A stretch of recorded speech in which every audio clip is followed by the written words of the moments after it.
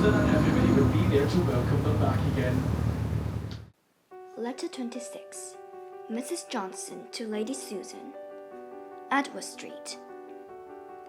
I am gratified by your reference, and this is my advice, that you come to town yourself without loss of time, but that you leave Frederica behind.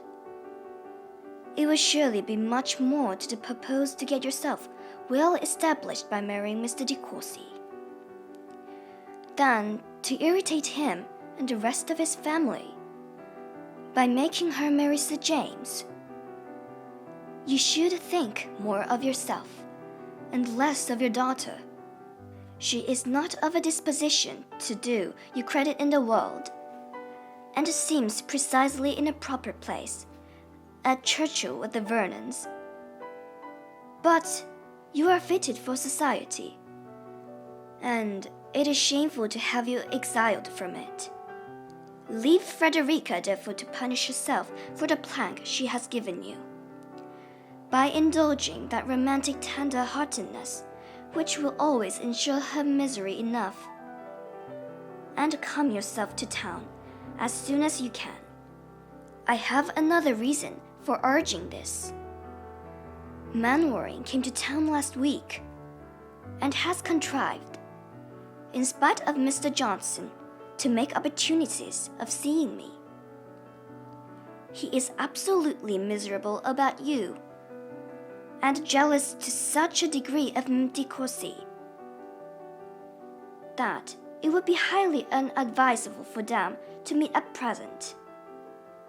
And yet, if you do not allow him to see you here, I cannot answer for his not committing some great imprudence, such as going to Churchill, for instance, which would be dreadful. Besides, if you take my advice and resolve to marry de Courcy, it will be indispensably necessary for you to get Mainwaring out of the way, and you only can have influence enough to send him back to his wife. I have still another motive for your coming. Mr. Johnson leaves London next Tuesday. He is going for his health to Bath, where if the waters are favorable to his constitution and my wishes, he will be laid up with the gout many weeks. During his absence, we shall be able to choose our own society, and have true enjoyment. I would ask you to Edward Street, but that he once forced from me a kind of promise never to invite you to my house. Nothing but my being in the utmost distress for money could have extorted it from me. I can get you, however, a very nice drawing-room apartment in Upper Seymour Street, and we may be always together, there or here. For I consider my promise to Mr. Johnson as comprehending only, at least in his absence, your not sleeping in the house. Poor Mainwaring gives me such histories of his wife's jealousy. Silly woman, to expect constancy from so charming a man. But she was always silly, intolerably so, in marrying him at all.